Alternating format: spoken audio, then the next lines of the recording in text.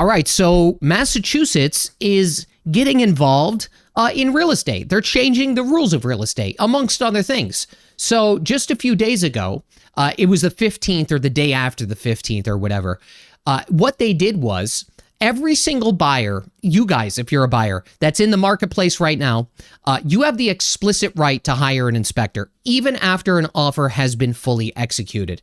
And the seller needs to provide a signed disclosure stating that the acceptance of that offer, your offer, or any offer for that matter that they do accept, is not contingent upon waiving the buyer's inspection rights. This is all part of the Affordable Homes Act that Governor Maura Healey signed, and this, again, took effect on like the 15th or the day after.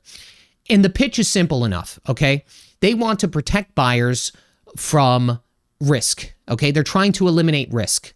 And I will introduce you even more risk in a couple minutes here, but let me get through this spiel. So now, I will say, let's be a little fair. Let's say this all came from a good place, because the last few years has been pretty crazy in Massachusetts. It's been absolutely crazy, okay? It's like the Wild West out there if you're trying to buy a house, right? We have bidding wars.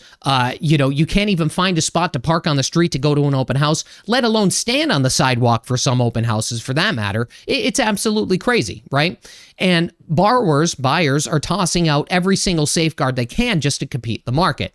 Home inspections, they are normally the first line of defense that comes down, okay? That would be the first contingency that gets eliminated. I'm not advocating for this. I'm just telling you what happens, okay?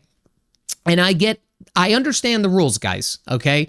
And you could probably say this too. You know, somebody's paying hundreds of thousands of dollars or millions of dollars for a house that they never actually had an inspection on. And then, you know, the honeymoon phase is over. You're in the house for a couple weeks, and all of a sudden you discover some mold. You discover a leak. You discover an outlet that's not working because, you know, the neutral got cut off or something like that in the basement, whatever it may be, right?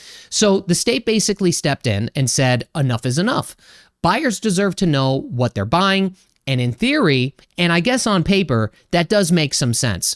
It's a move for fairness, and it's a move for consumer protection. But here's where things get messy. By banning a buyer's ability to waive an inspection, it's really quite possible that Massachusetts may have just traded one kind of imbalance for another. And here's why. We're going to go over a lot today. I'll try to keep this short, but I have a lot to say about this. I've been in real estate a very long time. So this law, it effectively takes away any levels of flexibility or the ability for an experienced agent or an experienced and confident buyer that may have been okay with the risk of waiving that inspection. And oftentimes, waiving an inspection could provide them with an opportunity, meaning they have a savvy agent or they are a savvy buyer to begin with. And if they don't have a lot of money to put down, guess what? That's their only contingency that they have an opportunity to waive to move forward to compete within the marketplace. That's getting eliminated now. And you need to remember, an offer is a package of things. It's not only the price. If you're a realtor doing this at a high level and you're watching this, you know what I'm talking about. We consider who the lender is. Is there an inspection? How much money are they putting down? And are they waiving a mortgage contingency, or are they applying some kind of gap, appraisal gap coverage where they buyer may be willing to pay X amount of dollars above the appraised price versus what they were willing to pay? And I'll give an example maybe later if I remember. So what this does, amongst other things, this creates an auxiliary problem where borrowers that perhaps aren't putting 20% plus down will almost certainly not be considered or not be able to compete within the marketplace during the bidding process. That same borrower that perhaps didn't have 20% down or any kind of sizable down payment prior to this rule at least had the opportunity to compete by waiving an inspection. Even sometimes we would get an inspector in to do a walkthrough prior to writing the offer. We called it a pre-offer inspection. So that way they kind of had a leg up on what is going on, and then they would waive the inspection on the offer itself. That opportunity has pretty much been eliminated. So now what I'm predicting is this, amongst other things. I think that very wealthy or very, very well-off borrowers will have a monumental leg up on borrowers that don't have as much money to put down, because that's going to be one of the key contributing factors to accepting an offer because of this rule. And what's even worse is the next line of defense, which is waiving a mortgage contingency. This is the absolute nuclear worst case scenario, but I will guarantee you that if the market doesn't improve and there's still bidding wars, borrowers will potentially eliminate their mortgage contingency. So if there's a problem with the deal, even after inspections, let's say, like an appraisal is way off. Okay, you buy the property, it's $1 million, you pay 1.1, and the appraisal's at 1.25 or 1,025,000. Now there's a gap of 75 grand. Well, now they got to come up with that money, or they terminate and they lose their deposit. That's effectively what will happen. And I will guarantee you, people will start to do this even more often. I've had borrowers do this on my own listings. I've even had some borrowers that did this because they were that well off and they just didn't care. Of course, with some analysis on the back end trying to protect them here and there, at least on my end, they've done this as well. And I could see this pattern happening, okay? And it could get really bad really fast, guys, okay? Now, you could also throw more uncertainty. This is what this does. There's more uncertainty on the seller side too. Imagine you have, here's an example. Imagine you have a home sale contingency on a house that you're buying, but you have to sell your house first. You have to sell your house on the back end after you've written an accepted offer on the house you're buying. Most of those sellers are looking for the cleanest offer as humanly possible so that they can be confident in removing, let's say, the sale and settlement contingency on the house that they're buying, and maybe change it to just a settlement contingency because the sale already happened, they just didn't settle. Before, they could at least pick the cleanest offer, and it was smooth sailing to close on both the house that they're selling and the house that they're buying.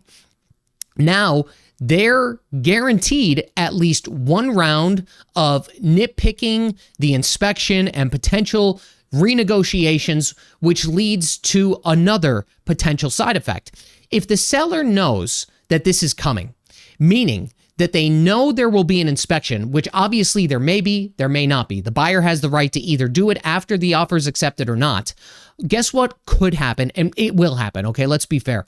The seller is going to renegotiate the terms of the price prior to even putting it on the market. They're going to anticipate the inspections, is what I'm trying to say. And they will artificially increase their price to offset having to renegotiate. You see what I'm saying here?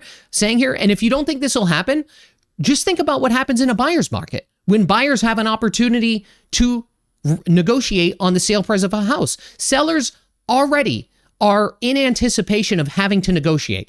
Guess what they're going to do? We're humans. This is human nature. They're going to artificially increase the price of their listing so that they can offset the cost of what the buyer is trying to negotiate when they write their initial offer or future offers. So in other words, to put it simply, that wasn't meant to protect affordability, okay, at all, because it could end up inadvertently increasing prices higher in the future. If people start waiving their mortgage contingency, it's very bad. Now, here's another big one. Most changes, there's a lot of bad actors out there, whether they be buyers, sellers, realtors, whatever it may be, okay? And believe me, guys, I've been doing this 11 years, okay? I can name some on both of my hands, all right? If not, my toes as well. People will try to figure out ways to circumvent this rule. I'll just call it what it is, right? I'm going to be honest here. People will try to figure out ways. It's human nature, again. And if they think it, they will do it. And that will happen. Not every single agent, not every single buyer, and not every single seller, but it will happen. I will guarantee you that. So then comes the fun part, liability. The law says that any violation could count as an unfair or deceptive act or deceptive practice under Massachusetts consumer protection laws.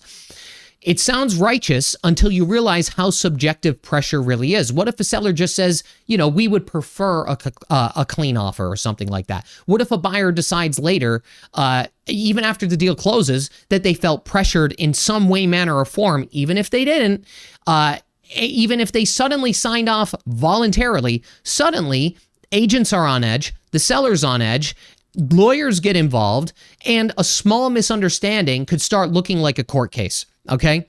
regular homeowners, people that are just trying to sell their damn houses, they could find themselves tangled up in litigation for something they may have mistakenly said. You see what I'm saying here? These things they happen now, all right? This is going to happen. Every single time you try to introduce some sort of legislation here or there, there's always more potential for litigation, right? The more rules, the more probability that there is to litigate. Now, remember, the other big issue here comes down to lead paint. And this is a big one that nobody is talking about. You might know this, you might not.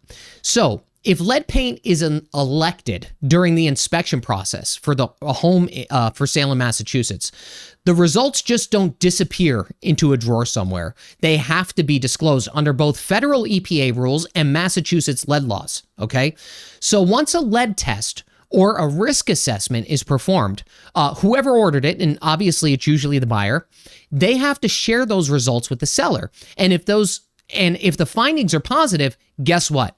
Not only is it going to affect or potentially affect that deal, but guess what? The moment the seller becomes aware of the results, that knowledge becomes permanent, okay? So from there on out, even if that buyer terminates the deal, and the seller puts it back on the market, the seller is legally obligated, legally required to disclose the lead findings, even if the current sale falls through, okay? To any future buyers, right? They have to disclose this. It's not optional. This is treated as a material fact about the property. So while the new home inspection law protects a buyer's rights to inspect, the older lead paint laws make sure that once a hazard is found, it follows the property. You see what I'm saying? And not the person who discovered it. It sticks with the property itself. This could be a massive issue down the line. Massive issue down the line. Buy stock in Sherwin-Williams, okay? That's what I'm trying to say, right? Massive issue down the line. But ultimately, and I could talk more about this, so I don't want to waste your time. Here's what I'll end with, okay? Here's the big paradox here. I don't know if you know this, but Massachusetts is a buyer beware state. And if this new system regarding inspections, let's say, works, it will kill the logic of buyer beware. But if it doesn't, and if the same hidden defects, bad inspections, bad inspectors, or bad disclosures continue to happen, then Massachusetts ends up proving the old rule right again. So either way, the law is fighting for itself, basically. So what I'm trying to say here is that the more the state tries to protect buyers, the more it erodes the freedom that buyer beware is built on. And let me give you an example just to kind of solidify this, some context. You could send 3 inspectors into the same property, and guess what'll happen? You could end up with 3 different results. You could say the same thing for appraisers too. And if one of those inspectors, if they miss something, we're still a buyer beware state. And the seller is not liable. Perhaps the inspector could be liable, but they have so many disclosures in their damn things that you have to sign. It's very rare for an inspector to be liable. So that's the paradox. They may not find something. You find it after you move in, and the seller is still not liable. You see what I'm saying here? So Massachusetts is trying to legislate caution in a system that was never designed to guarantee safety in the first place. You see what I'm saying here? And I could think of, let me see. Okay, 1330. I could think of a couple creative ways to kind of offset, and I'm not advocating for these things, but what I'm trying to say here is that they're forcing an inspection in a buyer beware state.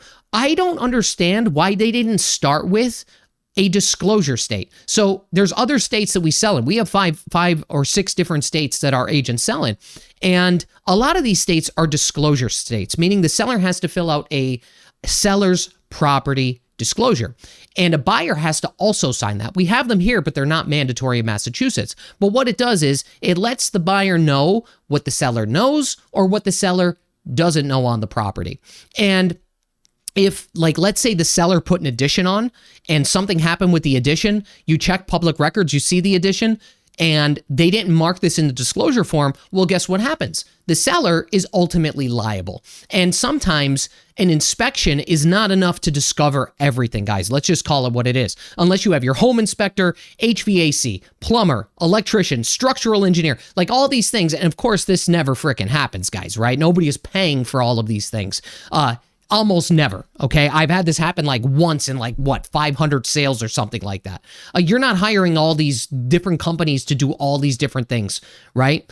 So I think that the most logical step, and again, I'm not advocating for this, I'm just thinking outside the box here. Instead of not necessarily forcing an inspection, but removing the ability to negotiate an inspection, which inadvertently most people are going to more than likely do an inspection, I would think. They should have started with the buyer beware, because they both are contradictive of each other. You see what I'm saying? And I gave you a couple examples there to kind of iron that out. They're both contradictive of each other. So it's kind of like putting the cart before the horse in a way. What they should have done is they should have started with the buyer beware, and they should have made Massachusetts, again, not advocating for this, but they should have made Massachusetts a disclosure state before they made such a monumental change to the real estate industry here. They should have made it a disclosure state where the seller has to tell the buyer what they know and also what they don't know about the property, and the buyer has to sign off on what they know and what they don't know. And that could have prevented a lot of chaos here. This is what I also predict in the future, okay? The people that are winning here is not the buyers. It's also not the sellers, because you need to remember, it may look like a buyer is winning on the front end, but then when they go to sell, they're going to be in the same position that they were in when they were the buyer on the opposite end, or the seller on the opposite. You see what I'm saying here, right? So like it's a give and take, and there's no actual win-win. So those scales will be balanced. The scales that are going to be imbalanced is the amount of inspections that are going to be happening, okay? It's going to be hard to even get a damn inspector. I'm telling you right now. If you're an agent out there, make sure you have 3 primary or preferred inspectors in your pocket, okay, to get them in, because they are going to be swamped. Who won here is inspectors. Who won here is attorneys for litigation purposes, and who really lost here is both buyers and sellers, because they both become one or the other at some point of this process. That's who's actually losing. Also, realtors lose as well, because they could also have to get involved within that litigation process. So I just don't think that this is the way. I don't know if you've noticed this, and I've said this before, but Massachusetts is getting involved in many, many ways when it comes to real estate. First was the broker bill when it comes to landlords paying, or I should say, tenants having to pay their agent and the landlord not paying it. Next is this. You know what the next thing is? And I've said this before, and if you've been watching the channel for a while, you know what I'm going to say. Rent control. That's the next phase of this, okay? That is and people are already talking about this. I have screenshots from the Globe where there's protesters advocating for rent control. So what I'm trying to say is this. You give the state a mile and they take 100 miles, right? I don't know if, I really don't see any scenario where this is 100% beneficial, because the trade-offs are, in my opinion, more substantial than waiving the inspection in the first place. I'm not advocating for waiving an inspection. I'm just telling you from personal experience that waiving a mortgage contingency and having to deal with the bad appraisal, you could end up paying tens, if not hundreds of thousands of dollars, depending on how far off you are in terms of your offer price versus what it appraises for. And I could foresee that happening, because buyers are going to want to negotiate something, okay? You got to remember, the last line of the first line of defense was inspections. Now what are they going to negotiate? What are they going to do to try to improve their offer outside of the sale price of the property? They're going to improve the sale price of the property on the front end, and on the back end, they're either going to have appraisal gap coverage, which would be, I would say, the number one thing that they do. The number two thing that they do, if they're very well off, is going to be waiving the mortgage contingency in general. The only true winners, the more I think about this and talk, this video is so damn long. Oh my God. The only true winners here are people that are well off. That's it. Because buyers that don't have huge down payments are going to lose. Buyers that have big down payments and are willing to assume risk are going to win more. And that's really what's happening today, right? That's really what's happening today. And I'm not saying that, like, you know, I'm sure some of you have seen like the pyrite or whatever in, I think it's like northeast Connecticut and like southwest Massachusetts. There was like pyrite in the concrete foundation started crumbling. Like, these problems can happen. Don't get me wrong. There could be inspection issues, but the reality is the trade-off for this, I think, is more damaging than beneficial. That's what I think. Okay. I might be wrong, But again, I don't think I am with this one, guys. All of the things that I mentioned are going to become a potential reality. Anyway, that's it for today's video. Sorry it's so damn freaking long, but I had a lot to say about this. Of course, this is the industry I work in. So that's it for today. Bye-bye.